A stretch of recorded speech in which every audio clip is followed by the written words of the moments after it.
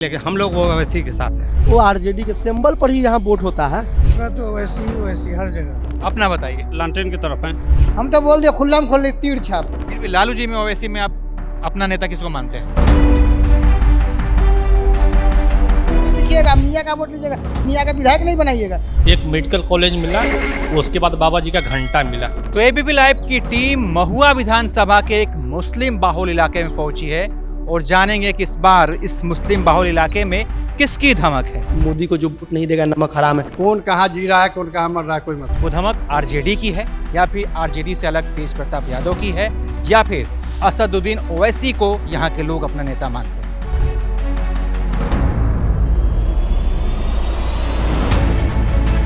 तो हिंदुस्तान का all versus Modi है। हो सकता है कल परिवार एक हो जाएगा, वही उन्हीं को सिंबल मिल जाएगा। अरे अभी तो संभावना बचा हुआ है ना।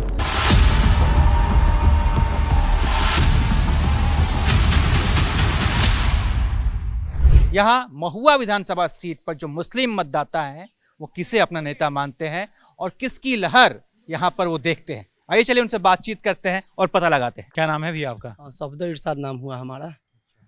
महुआ के जो मुसलमान हैं, मुसलमान बाहुल इलाका भी है, तो क्या लग रहा है उनका रुख किस तरफ है इस बार? देखिए, मुसलमान हिंदू का बात नहीं है। इस बार पूरे बिहार में ही जो है ना, सत्ता परिवर्तन का ये है। इतने जमाना से बैठे हुए हैं जो सत्ता पर, उन्होंने विकास के नाम पर किया क्या?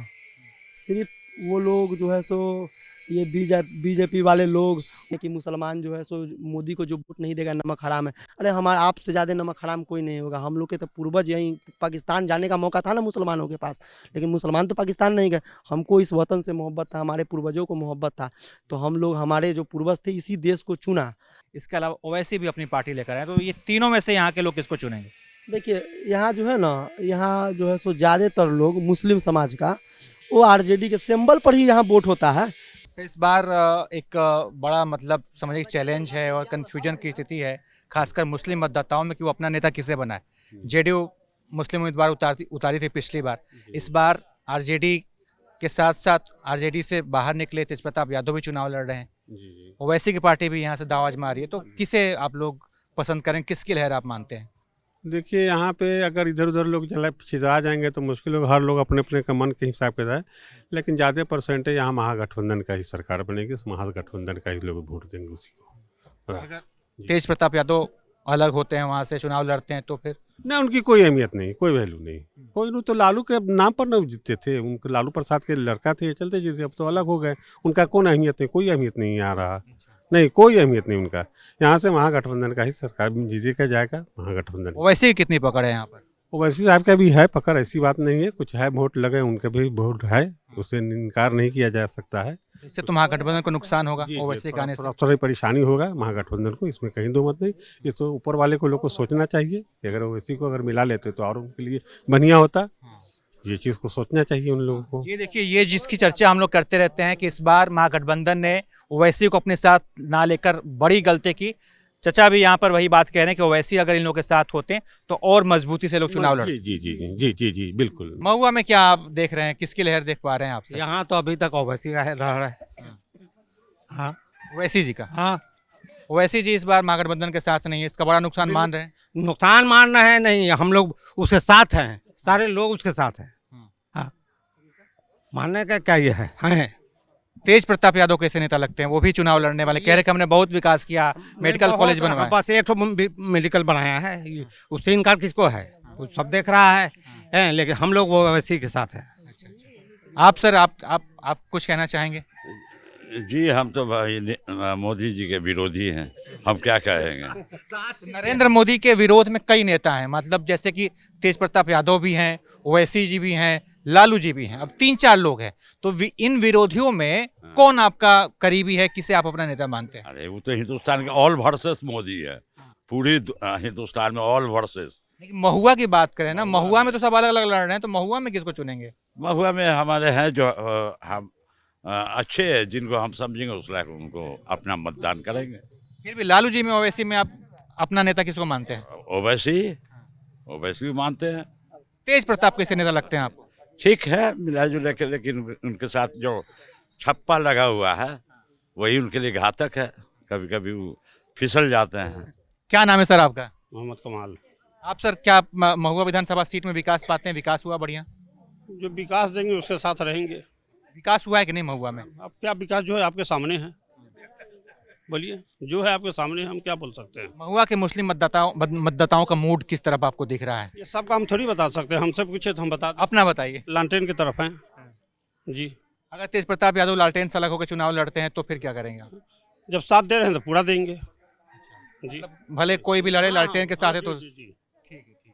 तो महुआ में आप किसके लहर देख रहे हैं? क्या लगता है आपको यहाँ पे? इस बार तो ओवैसी हर जगह ओवैसी है, क्योंकि मुसलमानों का शुरू से ही आरजेडी हो या जो भी हो उनका वोट चाहिए, लेकिन नेता नहीं चाहिए। लेकिन आप एक बात देखते हैं, ओवैसी ने पिछली बार विधानसभा में भी 3-4 सीटों पर जीत हासिल की थी, फिर क्या हुआ? वो विधायक आरजेडी में शामिल हो गए। वो तो वक्त हालात के हिसाब से जानते ही नेता लोग का होता है, जिधर ज़्यादा ही होता है तो फिर जाते हैं, लेकिन ये नहीं, इस बार जो है सब लोगों ने मिजाज बनाया कि ओवैसी जी को ही जिताना है। तो महुआ में मुस्लिम बाहुल इलाके में घूमते घूमते हम अब एक चाय की दुकान पे पहुंच गए। देखिए चाय बन रही है, पकौड़े तले हुए हैं, अब चाय जो है सबको सर्व की जाएगी। यहाँ भी कुछ लोग चाय की चुस्की ले रहे हैं, तो आइए उनसे पूछते हैं कि भाई साहब उनके हिसाब से इस बार महुआ का क्या माहौल है। क्या नाम है चाचा आपका? मोहम्मद तमन्ना कुरैशी। इस बार क्या है महुआ का माहौल? क्या मतलब है, कोई समझ ही में नहीं आया।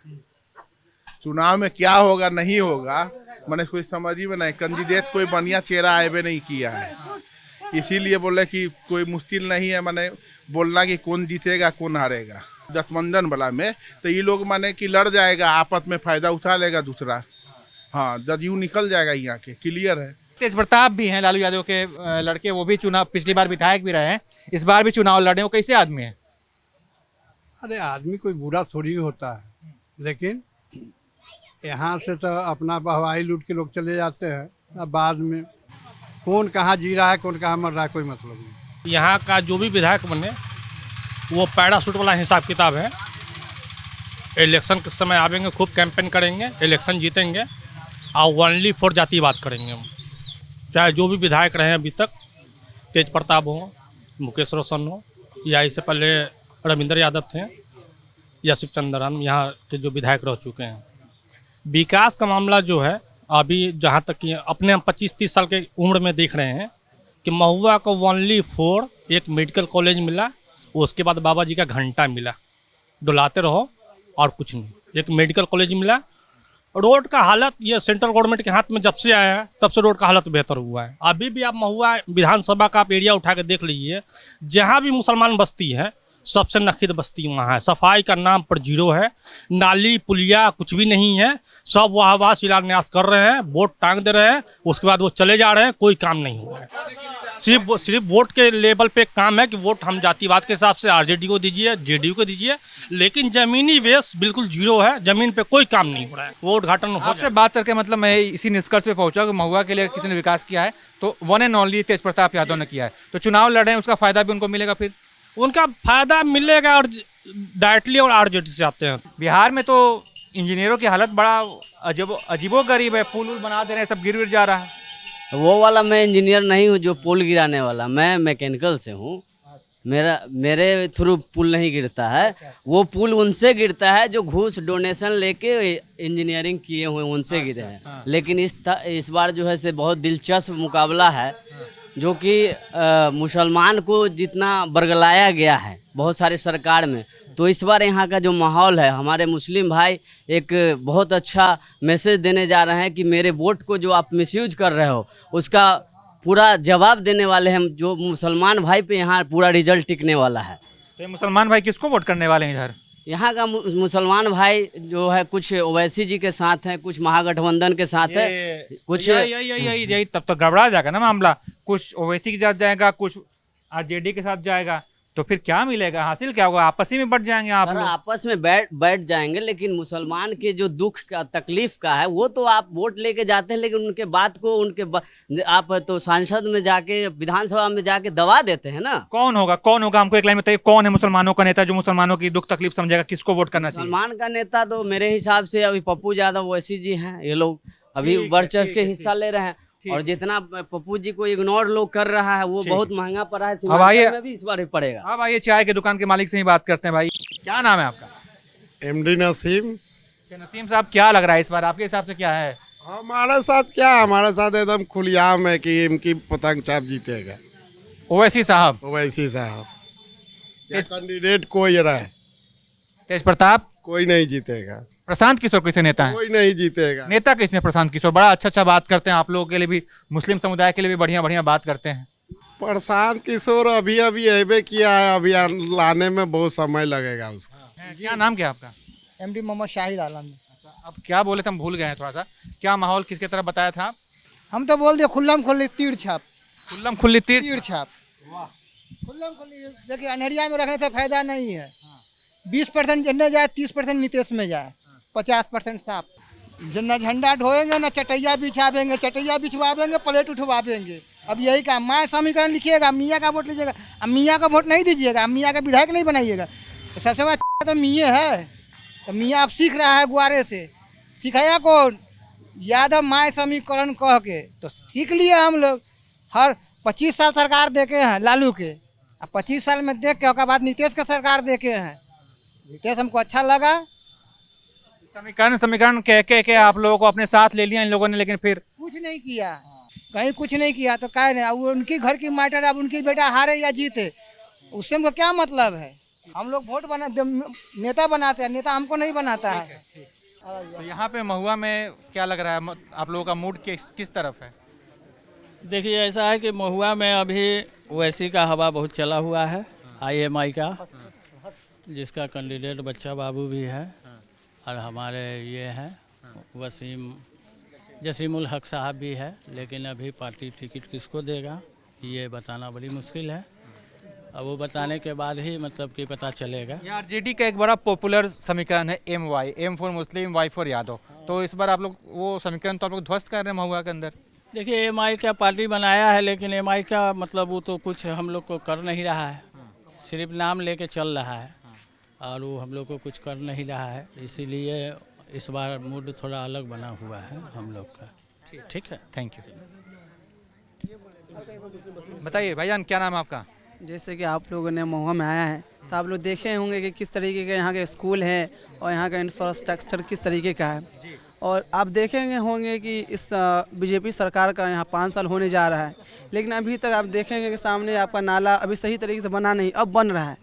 लेकिन जिस तरीके से सरकार आती या चली जाती है और उस तरीके से विकास हो नहीं पाता है।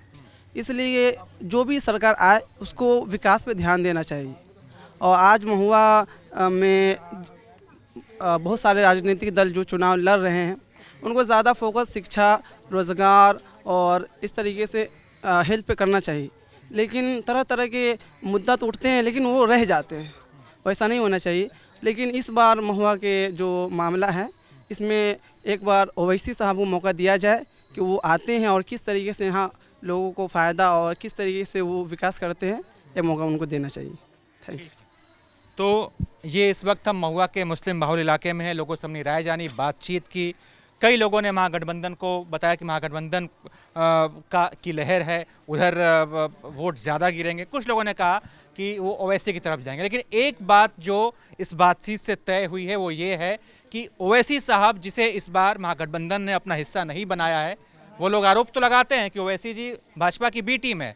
लेकिन जब ओवैसी ने कहा कि भाई ठीक है, आप हमको बी टीम कहते हैं, चलिए हमको अपने साथ ले लीजिए, तो इन लोगों ने उनका साथ छोड़ दिया, उनको अपने साथ रखा नहीं। तो ये तय है कि ओवैसी को साथ ना लेना महागठबंधन को एक बड़ा नुकसान पहुंचाएगा, बड़ी हानि पहुंचेगी, बड़ी क्षति पहुंचेगी। तो महुआ के मुस्लिम मतदाताओं से हमने बातचीत की। बातचीत कैसी लगी इस पर आप क्या सोचते हैं, अपनी राय दीजिएगा और देखते रहिए आप ABP लाइव।